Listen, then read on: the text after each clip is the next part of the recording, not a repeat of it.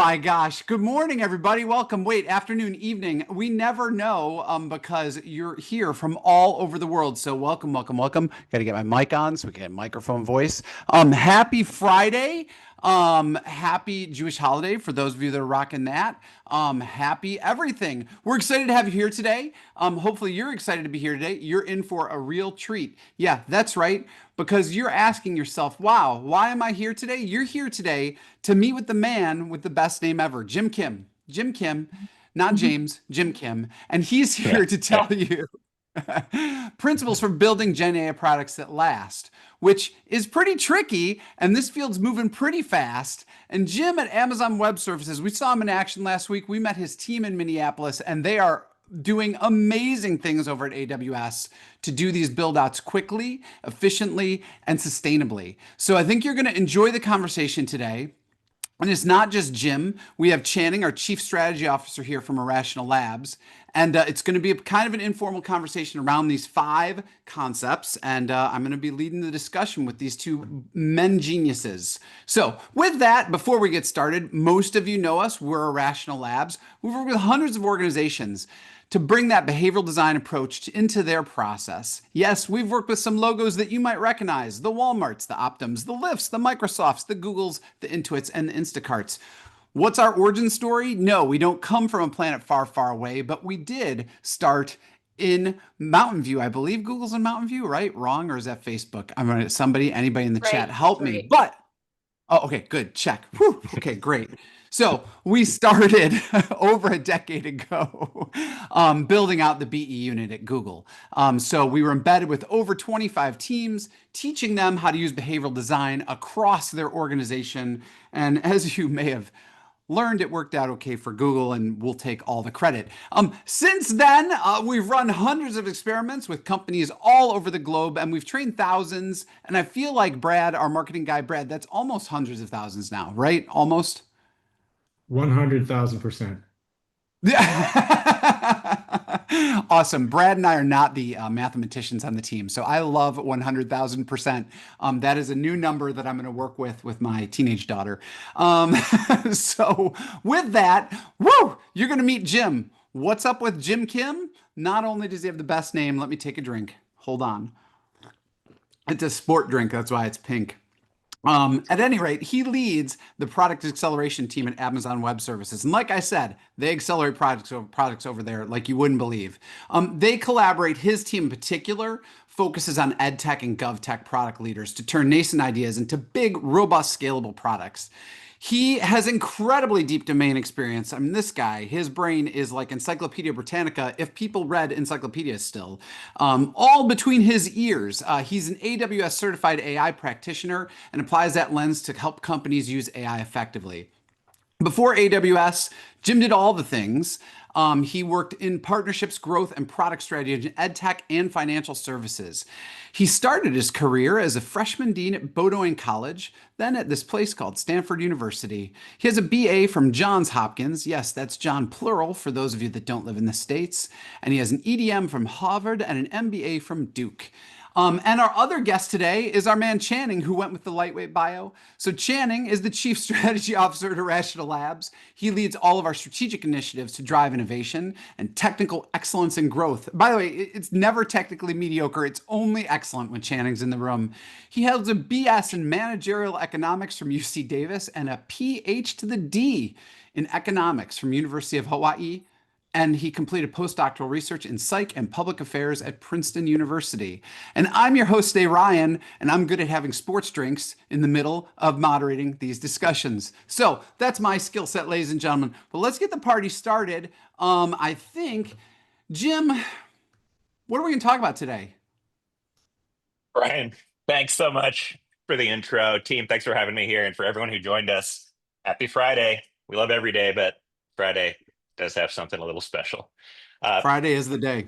Brian, I got to call you out because you got the S on Johns Hopkins, but it's actually Bowdoin College. So for any polar Oh, bears out there, I've got your back. oh, okay. It is Well, it well is done. pronounced Well done. it is pronounced Bowdoin. Uh, so as Ryan mentioned, I lead a team here at AWS called Product Acceleration, and our tagline is helping customers launch more products more quickly that people will actually use. And particularly in this age of Gen AI, where things are moving quickly and we are all learning together, we've seen patterns of some fundamental pieces that are slowing our software customers down, and that in forums like these to promote conversations and share what we've learned can help us all move faster to deliver the type of value and impact that we all want to do. So for today, wanted to call out and talk through 5 principles in particular that seem to have risen to the top. I know Irrational Labs did a webinar. I want to say maybe a month ago, the seven deadly sins, and this feels almost like the prequel to that, if you will, where a lot of that was around the user journey and the user experience. And this is kind of what happens before in terms of finding the right use cases, in terms of building the right foundations, uh, really to lead to that end-to-end vision and view right from the start.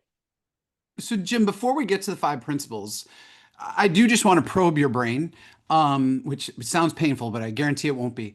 How did you start thinking about these 5 principles? Like, but before you landed on these five, what was your process? Yeah. Well, the first piece, Amazon has been in the business of building products for a long time.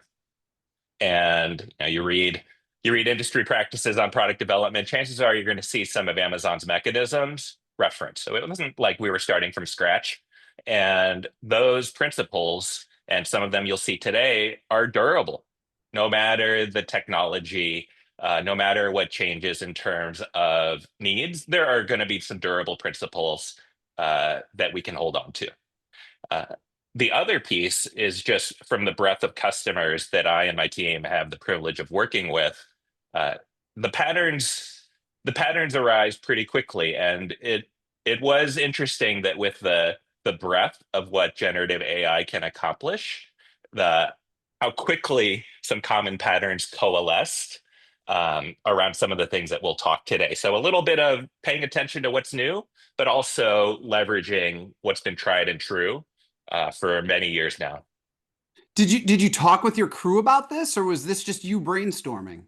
I'm learning from my crew, and so it's Uh, not like we're throwing out pieces. Spoiler alert: we're going to talk about working backwards, but we work backwards from our customers as well. And sure, we have ideas. We're reading the industry press. We're keeping tabs on our roadmap. We're seeing what's going on that help us build hypotheses. But really, we're working backwards from our customers. And part of that is anticipating what do we think is going to happen. But a big part of that is understanding the challenges that our customers bring to us that they are struggling with, and looking to AWS to help support them, not only from a technology standpoint, but for my team in particular, with the chief product officers and product leaders across our work. so before we go forward, because you did spoiler a little bit there, Channing, you want to just jump on and say kind of your role in this presentation today and how you're going to be augmenting Jim's very deep thoughts.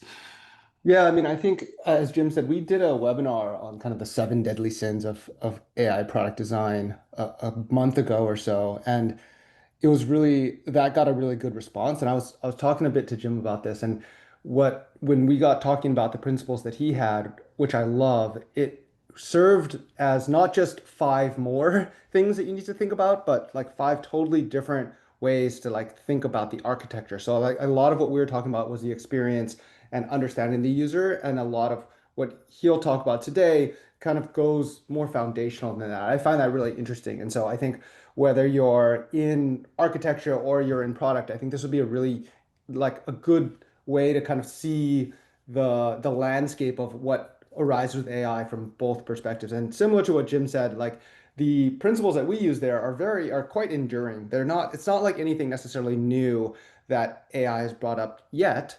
But it's just how do you apply those kind of enduring principles really effectively? So excited to kind of continue that conversation with Jim today.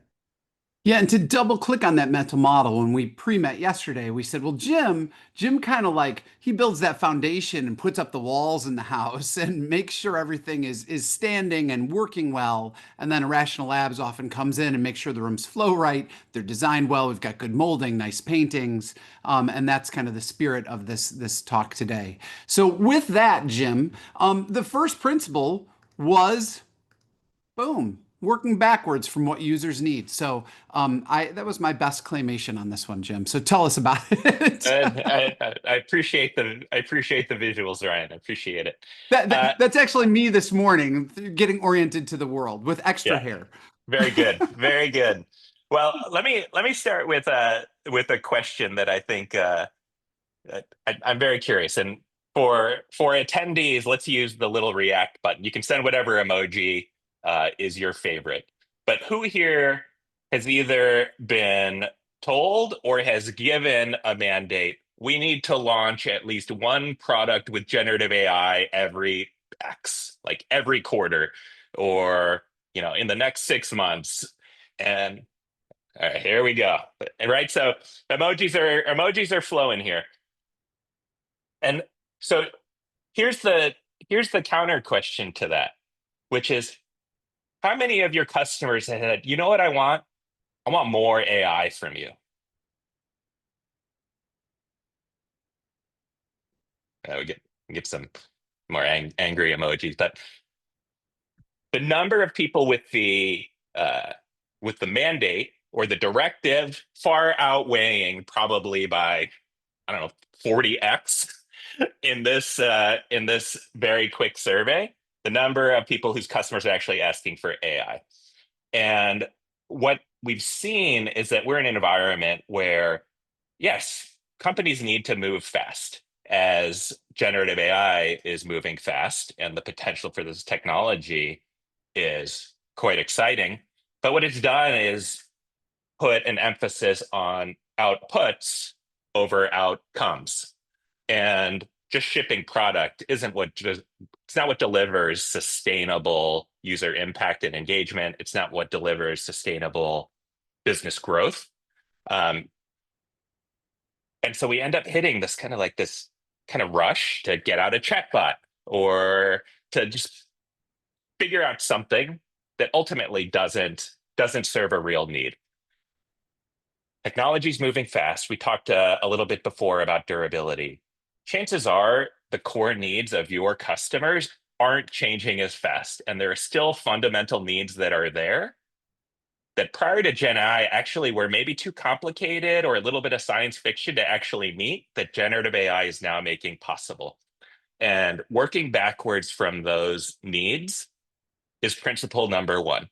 What do your customers really need that's going to make their lives better that your software can provide? Working backwards for us, it's not just a concept or principle here at Amazon. It's actually a very much a structure. And you've heard me use the word mechanism. So there is a consistent set of steps that take inputs into the outputs that we deliver. And with this mechanism are 5 questions.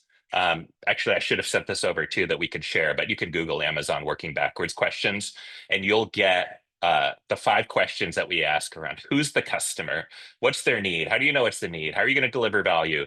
A very structured set that are, when you dig into the details and hold yourself honest, are actually really hard to answer. But at the end, help you lean on or center in on something that really has a compelling need that hasn't been met in the market. I could go into the PRFAQ and some of the follow-up steps for time here. I'm going to just focus on the core principle piece, which is really understand your customer, define your customer, their needs, how you're going to serve that need, and how you know that, or why you're betting that your approach is going to serve that need.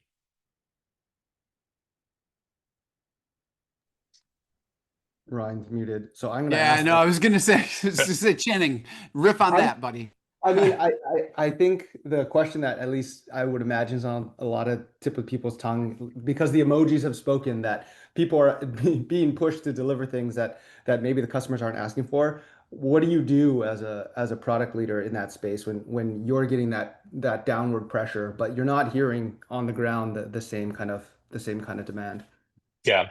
And this is going to tie to number five. So our five principles are related Mhm. and not mutually exclusive. So again, a little bit of foreshadowing uh, for you.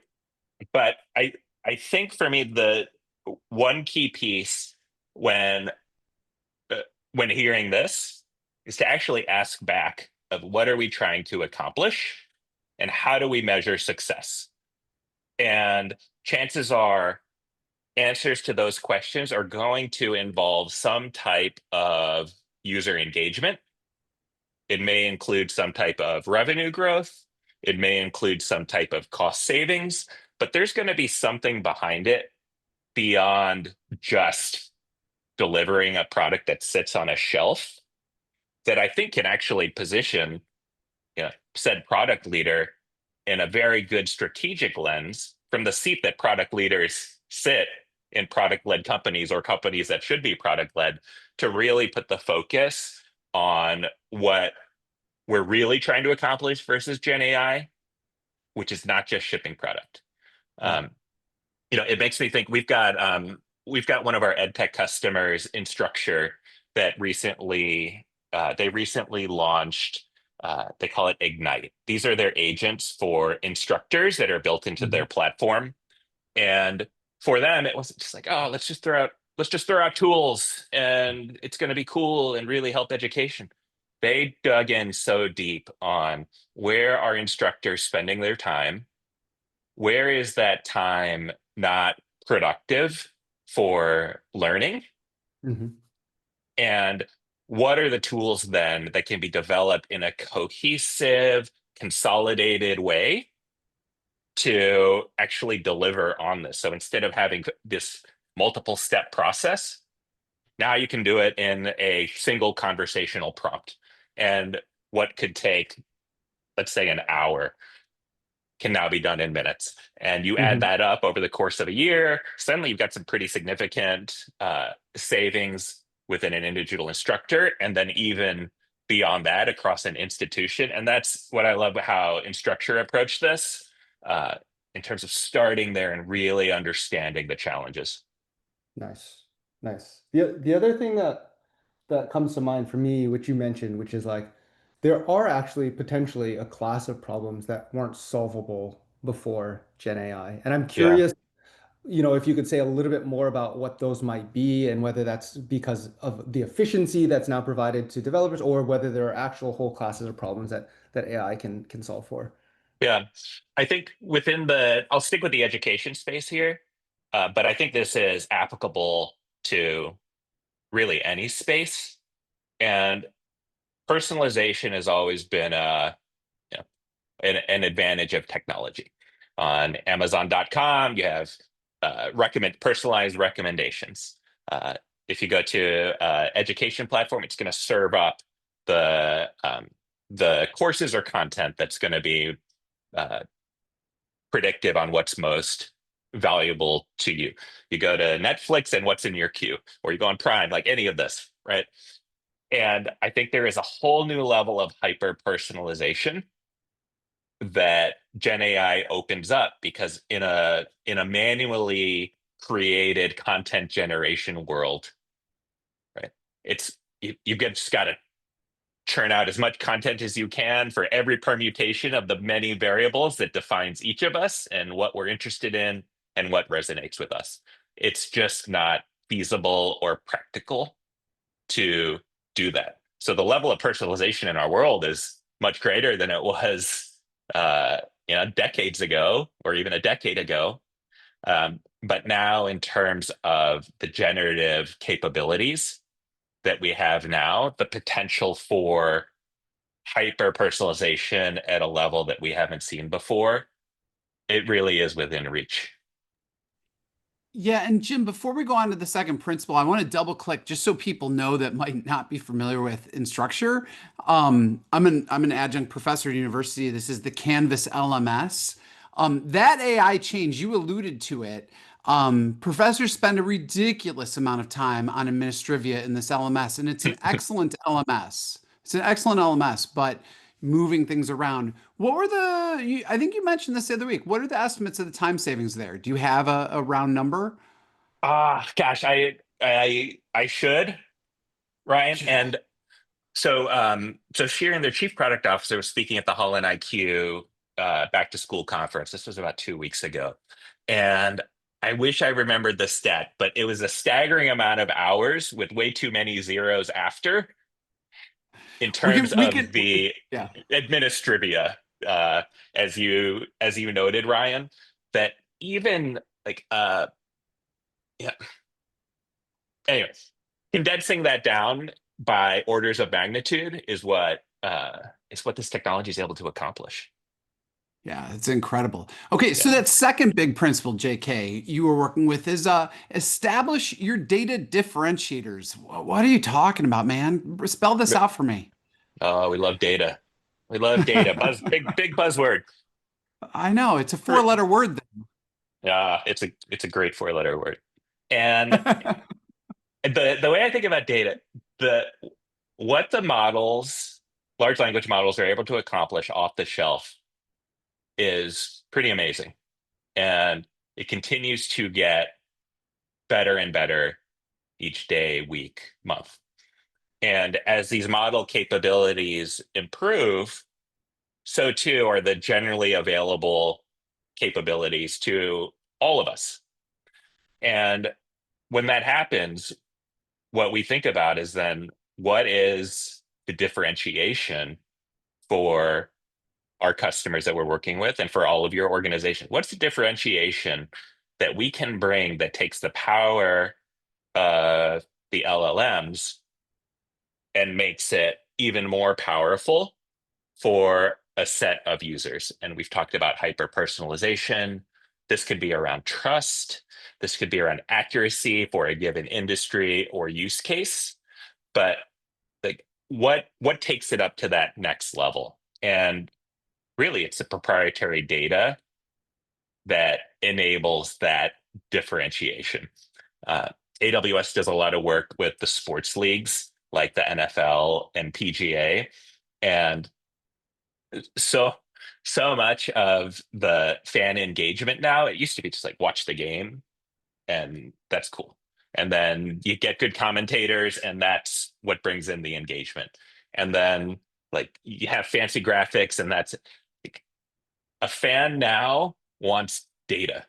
And like for the NFL, you think about the growth of things like fantasy football, which are very stat heavy. Um, and what the NFL did with AWS is they actually brought more access to data around things like the combine and the draft, which are like, again, just bringing in engagement in all different ways. You think about the PGA Tour, where if the NFL has 32 teams to follow, a given PGA tournament could have up to 156 golfers golfing at the same time across acres of land, and they are capturing literally every shot on the course and data around it. Plus, like think about the historical data that takes uh, what otherwise would be a mundane 4-foot putt, and then suddenly they're like, Scotty Scheffler has not had a three putt in 862 rounds, and then suddenly you're paying attention. You're like, oh my gosh, right? And being able to pull that data. And so we think about these sports leagues that are collecting data in bursts, a large amount of data. I would say the education corollary is going to be around high stakes state assessments where all students are taking a test at one time. Could be back to school season where students are registering, all the same thing. But they have these huge spikes of data and they've set up their data pipeline to be able to ingest that data quickly and then serve it up in ways that generative AI can help users engage with that data. Like that's a differentiator. And in doing so with these sports leagues and what I consider AI ready, it means that one, you know what the data is. Two, that data is accessible to your models and your systems. Right. And then third, you have the governance and architecture to keep that data safe.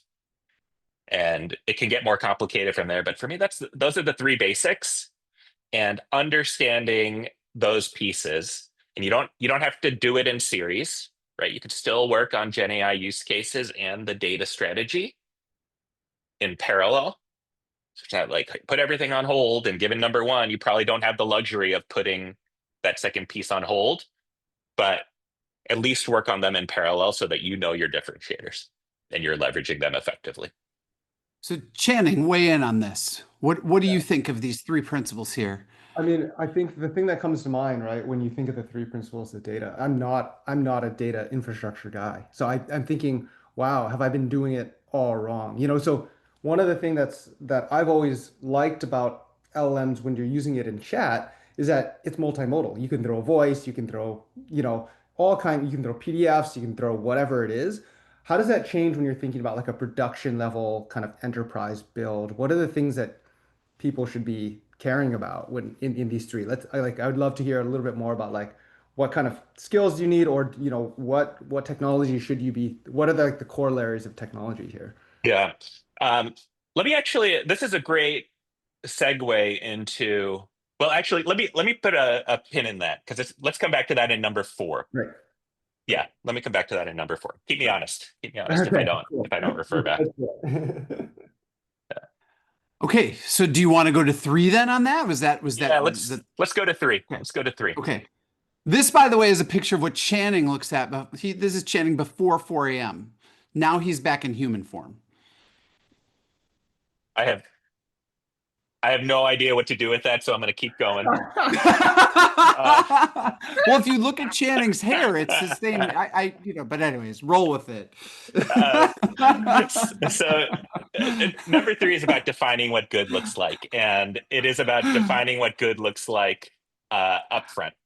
And so what we are seeing is that customers were embarking on proofs of concept, POCs, right? Let's see what these things can do, and using some sample data, plugging up some models, and suddenly they were getting results. And as we all know, Gen AI it's non-deterministic. So the results were in these shades of gray from 0 to 100. And suddenly there wasn't a simple cut and dry answer of, great, we have a POC. Did we prove the concept? And now we're going to green light it forward, or not. And furthermore, it required a little bit more evaluation as well, right? Actually, not only how are we going to judge this from a criteria perspective, but then how do we do it from a execution perspective to answer that question, is this good enough? And then what we were seeing is that there would be these POCs, and without those set metrics or benchmarks before, it would turn into these subjective conversations that would slow things down. Of like, you know, it would just be subjective. Let me just stay there, and it would be this blob of a conversation that it was hard to make the decision: do we move forward or not? And suddenly, that momentum of being excited of, oh my gosh, this POC has a lot of promise, stalled, stalled and lost momentum. I mentioned the word benchmark. I think it was prime because we had a customer benchmark education.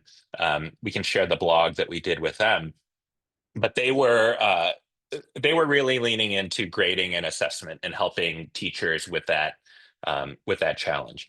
And one thing they did very well was around collecting what they called ground truth data. I guess we all call it ground truth data. Like you know, what is good grading and assessment as a bottom line to help train the model. This is how you should grade. So you can think about a grading rubric, for example. And then furthermore, they did human in the loop. So they did human driven testing, and they had subject matter experts that also graded. And then they could compare the two of how much did these overlap. So you know, a benchmark standard, a process to evaluate, and then, as you can, given that we have a blog, the decision to move forward. But setting that up front, make sure that it uh, just doesn't turn into a debate with no end. Now, what is that number? Like, what are those variables? those are going to vary by use case. I wish I could give the it is this every time. Uh, Chances are there is going to be a piece around accuracy. And but when you boil it all down, to me, it's about balancing the ramifications when the model is wrong or below the bar and the value of being right. And there's going to be times where 80% accuracy is awesome because that value is so good and your users aren't starting from zero. And the 20% where it's wrong it really doesn't do anything harmful. And then there's going to be times you can imagine in healthcare, for example, where maybe you don't want 20% error rates, where you got to think about maybe a different standard or a different approach.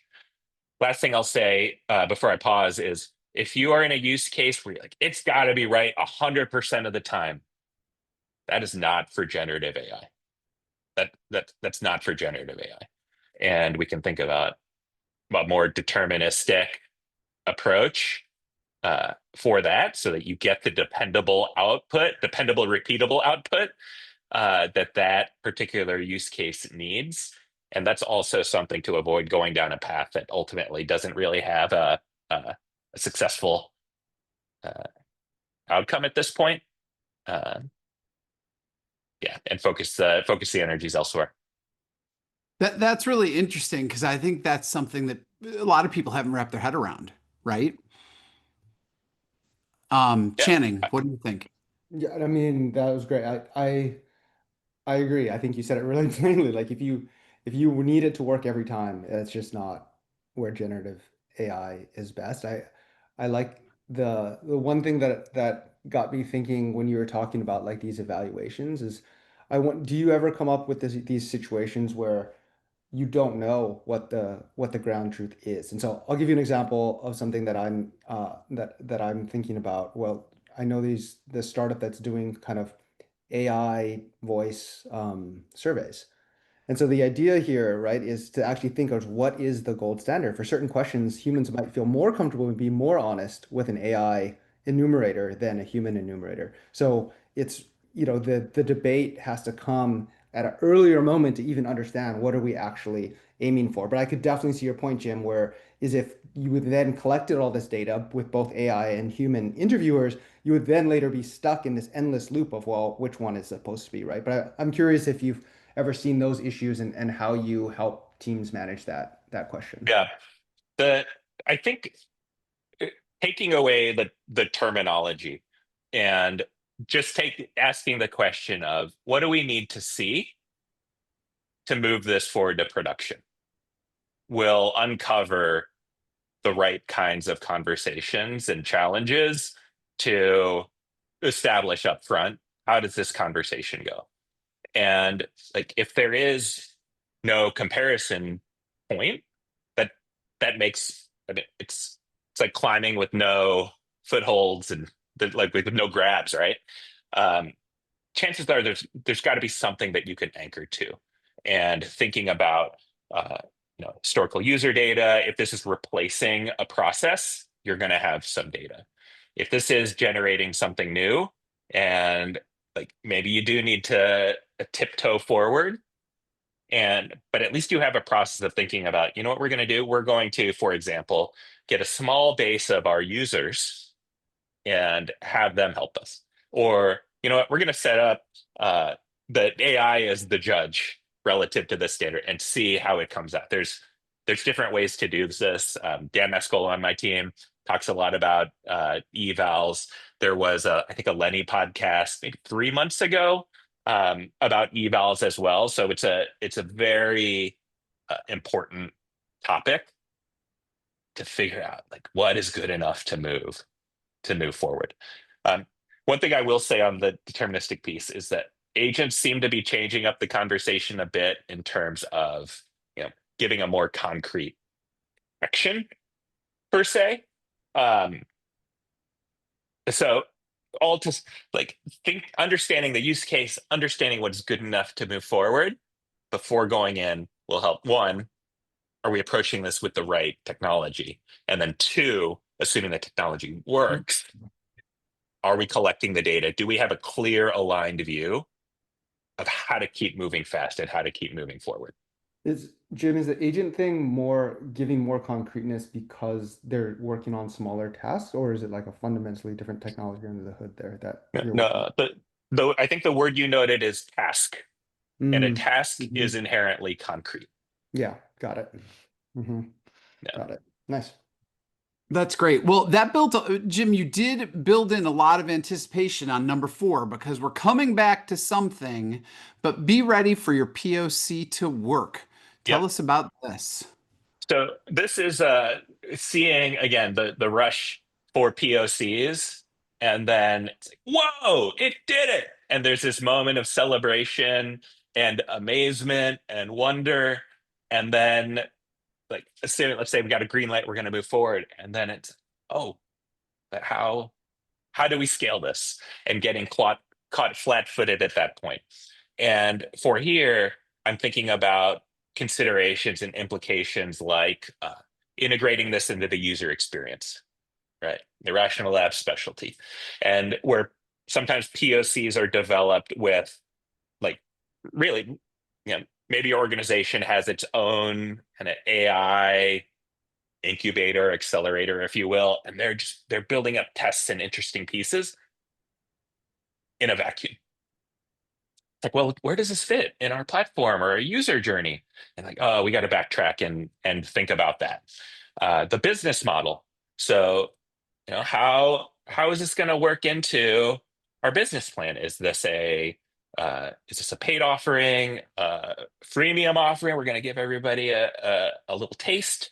Is this something that's rolled out to everybody in terms of all of this to talk through? Like, okay, what what is what is this in production from a business perspective, and then of course from an architecture perspective. So Channing, coming to your question, I'll use data as the example, but POCs are often done with a small set of sample data.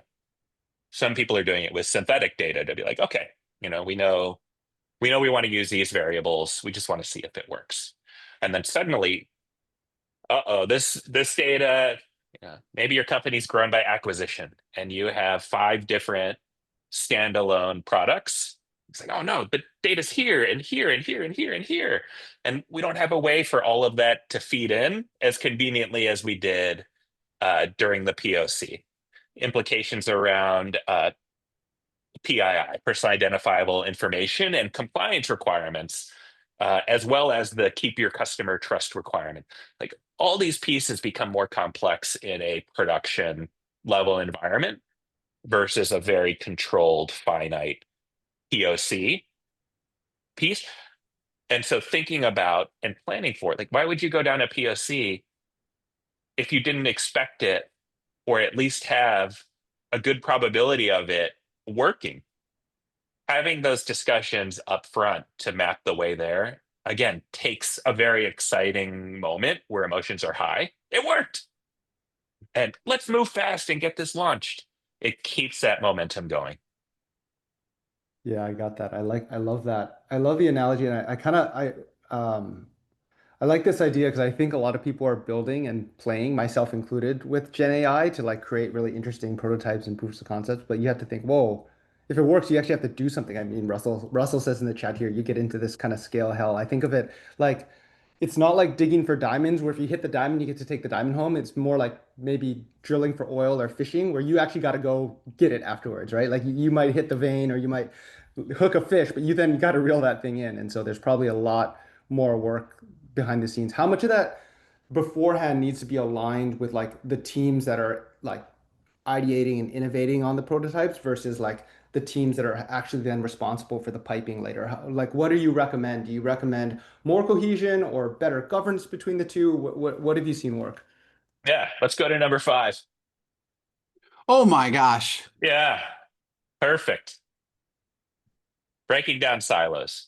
And let let me go with the traditional a traditional triangle Oh, for now. oh wait, Oh yeah, Jim, yeah. just before Oh, you do that, are we getting I just do a want The Yes, image yes, yes. clarification. Very good. Yes, yes. I just want people to know none of the claymation characters in the top of the silos have been harmed in the making of this claymation image. You may notice people are alarmingly near their deaths up there. They're all okay.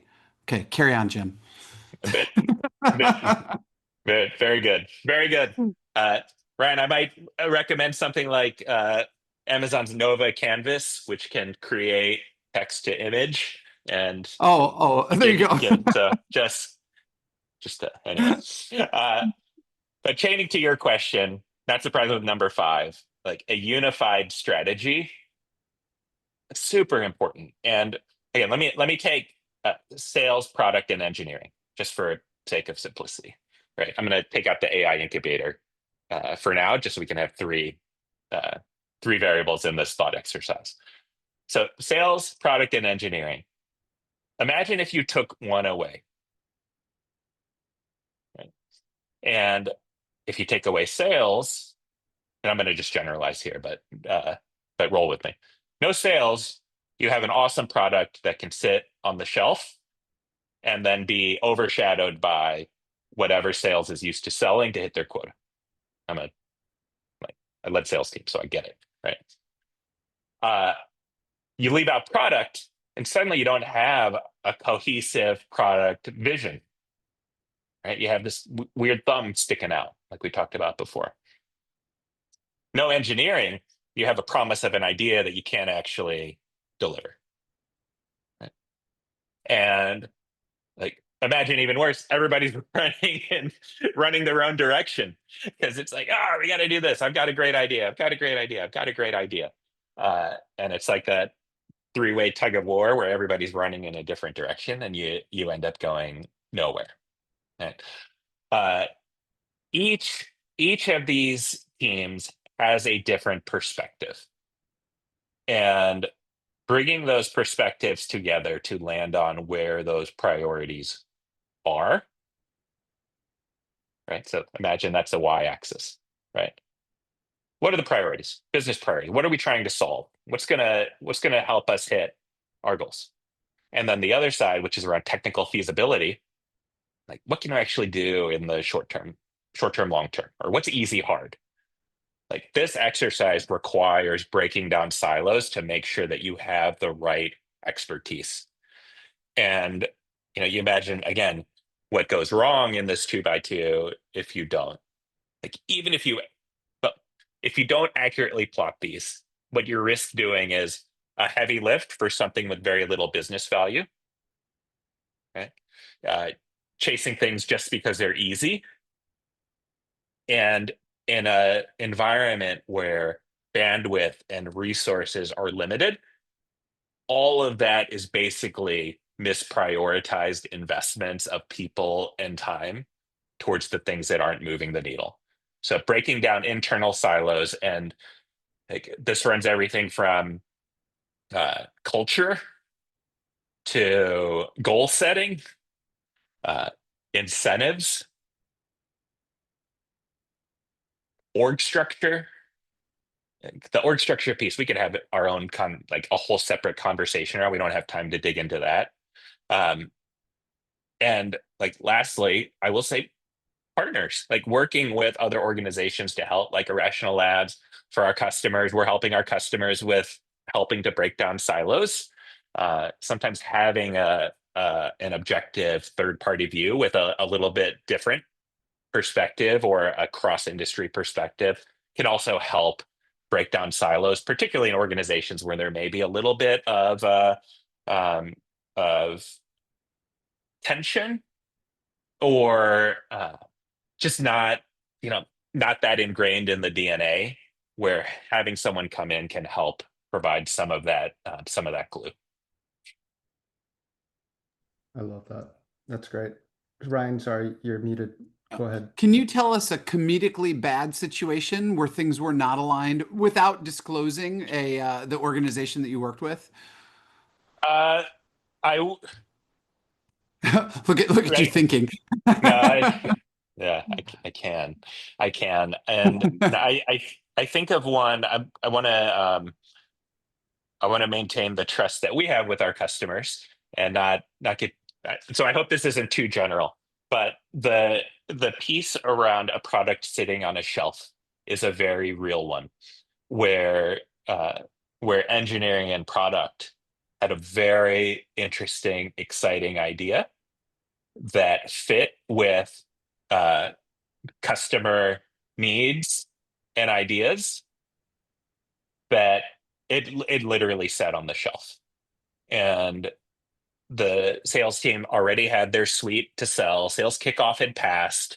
The marketing activations at their conferences were set, and they had really good traction in the market with those. So for a seller to be like, I could sell tried and true, or take the risk of the upsell of the new feature, and we we know what they chose, right? And so I think that was a piece where the feature itself, if integrated into the story and the value prop as in a cohesive piece, would have been a really strong differentiator that, in my guess, would have actually raised their average ARR for a contract. But when it's the add-on extra coming from another part of the org, it just didn't stick. Yeah. That's a great If example. you're Go ahead, CEO of Shane. that org, Jim, what would you have changed? Like what's the tactical thing you would have like done to make sure that you got that ARR? Chief Revenue Officer Hmm. in conversation number one, before we defined any product requirement, before we tapped any key on the keyboard. Like, absolutely. Yeah. Yeah. Getting their Yeah. buy-in. Yeah. Yeah. Love it. Yeah. Love it. No, And I think we're seeing this a lot more as well. Like you see this in a lot of the recent Lenny's podcasts as well, of thinking about like, and I have this perspective seen a lot at Irrational Labs. Anything can be built to a decent prototype very, very quickly now. So the real challenge is actually the discipline of tying your own hands to think carefully about what it is that you want to build. We know from behavioral science that of like anchoring, and we know the path of least resistance. You start typing into Figma Make or Level a general idea that's not very thought through, and you'll be Yeah. working on that, but you'll just be polishing that turd, so to speak, right? Instead of Yeah. actually thinking fundamentally about what it is that you want. Yep. And to everybody on, and to Ryan, I apologize. I actually got to drop and don't have time for questions. Poor You don't oh manners, have my time. gosh. but That's totally but fine. I know I'm so sorry. I'm so sorry. Uh, but let me say one more. Well, two more things. One, our LinkedIn's are on there, and so happy happy for any follow ups.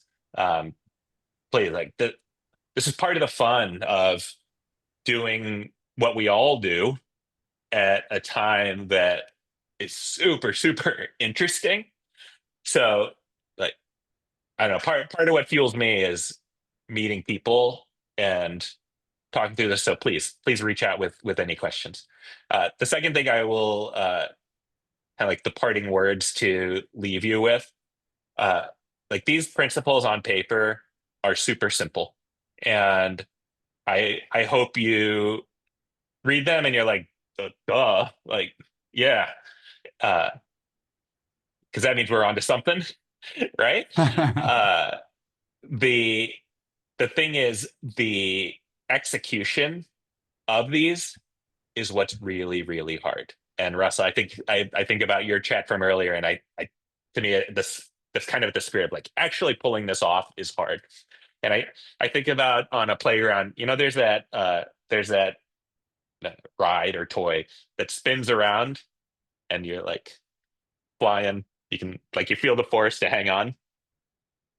I feel like for these principles, that's what's in the middle, and we try and hang on. And then suddenly it just spins faster and faster and faster. So there's all these pressures and forces that try to pull you away from these five principles. And it could be time, it could be business goals, it could be an upcoming event, it could be your own personal goals. Like, there's all these pressures. that are going to keep pulling you away. Uh, and like, putting these front and center, I hope putting them on paper makes them more concrete. But have conversations with your colleagues, have conversations with Irrational Labs or us, with the trusted colleagues in your network, and try to focus on these before the stakes get high or the emotions get high, because that's when people are even and level, right? That's when you can be like, yeah, of course that's a great idea. Uh, once the you know, once the board meeting is in 3 weeks, it's a little harder. It's a little harder to do this. So think about the time horizon too, where you can really ground yourself in your organization in these, to really put them into play in a lasting, I'll use the word again, durable way. And let us know how we can help. Awesome. Thank you so much for your time and energy, Jim. We will put his LinkedIn in there again. So if you could all give him a round of emoji applause. Jim, have a great rest of the day. Stay out of trouble. We'll see you on the interwebs and hopefully in person soon. All To right. everybody who's gonna, yeah, hang around, Channing can take some questions. I specialize in silly questions. We'll have some closing slides. But does anybody have any questions for Channing as we kind of roll out here? Because if not, I've got some closing slides. All Hit right, it, hold Ryan. on. All right, we're gonna make it happen. The closing slides were hidden because they're on my other screen. All right, so the closing slides, they're super exciting. Let's do this one more time. Let's recap. First of all, to those of you asking in the chat, are these shared on, will they be shared? Yes, about 48 hours after the fact, we drop it on the IL YouTube channel. So the 5 principles to getting these generative AI products that you're launching to rock and roll. 1, work backwards from what users need. 2, establish your data differentiators. 3, define what good looks like, or just get a picture of Channing in IRL. 3, be ready for your proof of concept to work. 5, wait, I might have, no, I said 4. 5, break down your internal silos. So that is, take the screenshot of this if you need the whole list. And with that, thank you to Jim. Thank you to Channing. Thank you to all of you for coming out to play and hang out today. Just a reminder, if you're interested in working with us, we have all kinds of behavioral insights we can surface with your team. We specialize in 3 things. 1, boom, product design. We can help you change behavior through designing better products. 2, boom, we do B-side training. It's all the rage. Everybody wants B-side training. Who doesn't? And we also do AI training and AI strategy. So if you're interested in any of this, reach out in the chat.